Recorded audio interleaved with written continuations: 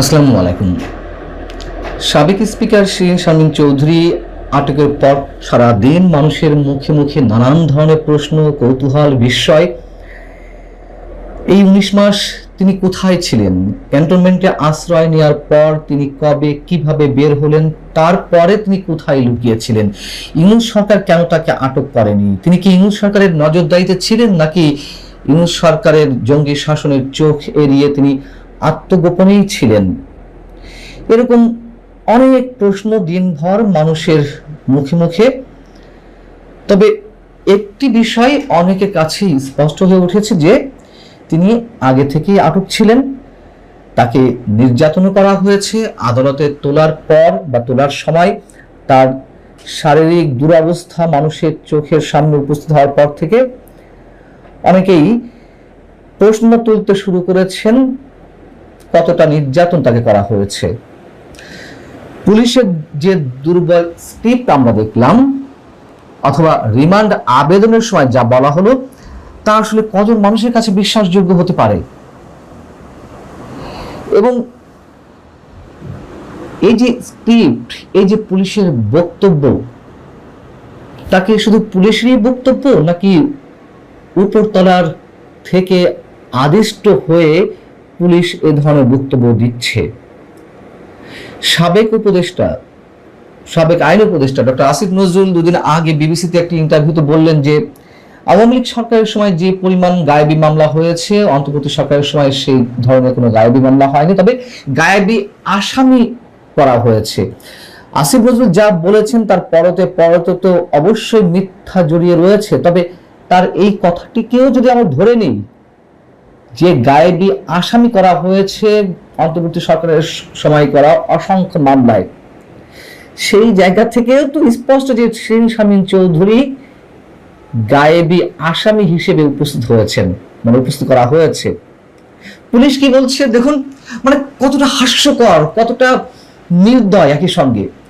Police বলছে যে গ্রেপ্তারের পর শিরীন শারমিন চৌধুরীকে প্রাথমিক জিজ্ঞাসাবাদের মুখোমুখি করা হলে তিনি স্বীকার করেছেন যে তিনি হত্যার নির্দেশ দিয়েছিলেন। এটি কারো বিশ্বাস হওয়ার মতন? রিমান্ড আবেদনে বলা হয়, জিজ্ঞাসাবাদে আসামি তার নাম ঠিকানা প্রকাশ করে এই মামলার ঘটনায় তার সম্পৃক্ততার কথা স্বীকার করেন। তবে পলাতক আসামি সহ মামলার ঘটনা নিয়ে প্রশ্নের উত্তর কৌশলে এড়িয়ে যান তিনি। কি অদ্ভুত! তাকে আটক করা হলো আর প্রাথমিক জিজ্ঞাসাবাদের সঙ্গে সঙ্গেই তিনি স্বীকার করে ফেললেন। আমাদেরকে যখন 2025-এর 28শে আগস্ট আটক করা হয়েছিল, আপনাদের নিশ্চয় মনে আছে কিভাবে আটক করা হয়েছিল। মঞ্চ ৭১-এর প্ল্যাটফর্ম থেকে মুক্তিযুদ্ধ এবং সংবিধান নিয়ে আলোচনার একটি স্থান থেকে আমাদেরও বসিয়ে রাখা হলো, মামলা সাজানো হলো, 10 ঘন্টা 12 ঘন্টা পরে মামলা রুজু করা হলো। এই যে হারে কি বলা হয়েছিল যে আমরা নাকি সরকার উৎখাতের ষড়যন্ত্রে, ডক্টর ইউনূস সরকার উৎখাতের ষড়যন্ত্রে সন্ত্রাসী কর্মকাণ্ড করছিলাম। সন্ত্রাসী কর্মকাণ্ড কারা করেছিল সেদিন সারা বিশ্ব দেখেছে। মব ক্রিয়েট করে কত মুক্তিযোদ্ধাদেরকে রক্তাক্ত করা হলো, তা তো সবার চোখের সামনেই প্রমাণ হিসেবে রয়েছে। অথচ সেই মামলায় মাসের পর মাস মুক্তিযোদ্ধা সহ আমাদের অনেককেই থাকতে হলো কারাগারের ভিতরে। এখনো কারাগারের মধ্যে অসংখ্য মানুষ রয়েছেন যারা মাসের পর মাস, 12 মাস, 14 মাস, 15 মাস হয়ে গেছে কারাগারে রয়েছেন। তাদের কোনো মামলায় জামিন হচ্ছে, জামিন হওয়ার সঙ্গে সঙ্গে আবার নতুন মামলা দেয়া হচ্ছে তাদের বিরুদ্ধে, শোন অ্যারেস্ট দেখানো হচ্ছে। সাবেক স্পিকার শিরীন শারমিন চৌধুরীর বিরুদ্ধে যে মামলা, সেই মামলার এজাহারে কি বলা হয়েছে একটু খেয়াল করুন। 2024 সালের 18 জুলাই কোটা সংস্কারের দাবির আন্দোলনে ঢাকার লালবাগের আজিমপুর সরকারি কলোনি এলাকায় ছাত্র জনতার মিছিলে পুলিশ ও আওয়ামী লীগের অজ্ঞাতনামা সন্ত্রাসীরা গুলি চালায়। তখন আশরাফুল ফাহিমের বাঁ চোখ, মাথা ও শরীরের বিভিন্ন জায়গায় গুলি লাগে। কি সুন্দর বর্ণনা! তারপর কি হলো, এই বর্ণনা থেকে সেই আশরাফুল আলম মামলা করলেন 2025 সালের 17 জুলাই, 1 বছর পর এসে। মানে এই মামলাটি কি করলেন,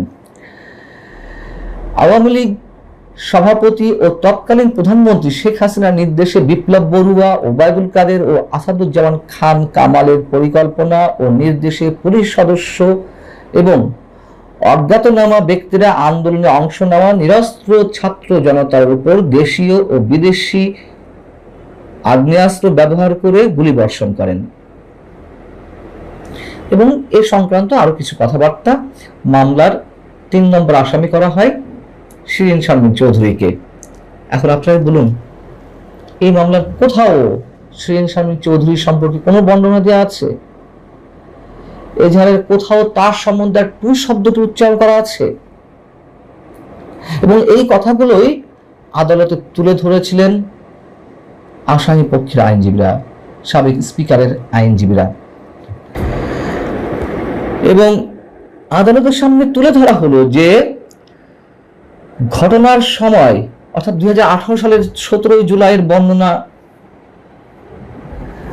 সেই সময় তো শিরীন শারমিন চৌধুরী জাতীয় সংসদের স্পিকার ছিলেন, তিনি একটা সাংবিধানিক পদে অধিষ্ঠিত ছিলেন, তার বিরুদ্ধে কোনো অন্যায় করার কোনো ধরনের অভিযোগ নেই, তার বিরুদ্ধে চুরি, দুর্নীতি, অর্থ পাচারের কোনো অভিযোগ নেই।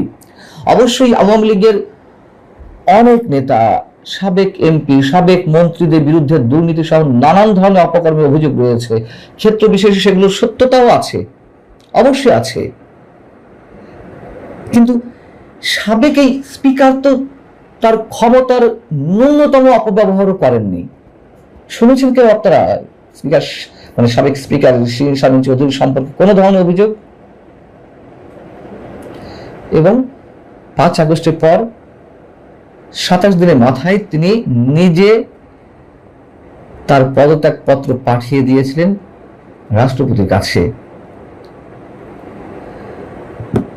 আর তিনি নাকি সেই কোটা বিরোধী আন্দোলন দমন করতে হত্যার নির্দেশ দিয়েছেন। এই হচ্ছে আমাদের পুলিশ বিভাগ, এই হচ্ছে আমাদের বিচার বিভাগের একটি অংশ। বিষয় হচ্ছে যে এখন তো ডক্টর ইউনূসের জঙ্গি শাসন নেই, এই সময় কেন শিরীন শারমিন চৌধুরীকে আটক করা হলো সেটি সবারই প্রশ্ন। আমরা কোনো অবস্থাতেই ডক্টর ইউনূসের জঙ্গি সরকারের এক্সটেনশন হিসেবে বিএনপি সরকারকে দেখতে চায় না, কোনো অবস্থাতেই নয়। কোনো অবস্থাতেই তারেক রহমানের সরকারের সময়ে গত 18 মাস, অন্তর্বর্তী সরকারের 18 মাস যে শ্বাসরুদ্ধকর অবস্থা গেছে, সেটির পুনরাবৃত্তি আমরা দেখতে চাই না। অবশ্যই আমরা আওয়ামী লীগের সময় যে অপকর্মগুলো হয়েছে সেগুলোরও পুনরাবৃত্তি দেখতে চাই না, আমরা কোনো প্রতিশোধ দেখতে চাই না। এগুলো শুধুমাত্র কথা বলার জন্যই কথা নয়, এগুলো দেশের 18 কোটি মানুষের মনের কথা। আমরা জানি না যে কেন এই সময় ডক্টর শিরীন শারমিন চৌধুরীকে আটক করা হলো। যদি এর মধ্যে সত্যিই কোনো সৎ উদ্দেশ্য সরকারের থেকে থাকে, তাহলে আমরা সাধুবাদ জানাই যে একটা প্রক্রিয়ার মাধ্যমে কিছু একটা ঘটতে পারে, পজিটিভ কিছু। কিন্তু এখনো যদি পুলিশের যে বর্ণনা এবং পুলিশের যে আচরণ সম্পর্কে আমরা জানি, পুলিশের সদস্যদের তো ঘাড়ের 3-4টা মাথা নেই যে সরকারের ঊর্ধ্বতন কোনো কর্তৃপক্ষের নির্দেশ ছাড়া নিজেদের মতো করে মামলা সাজাবে, নিজেদের মতো করে রিমান্ড আবেদন করবে, নিজেদের মতো করে স্বীকারোক্তি আদায় করবে, স্বীকারোক্তির কথা উচ্চারণ করবে।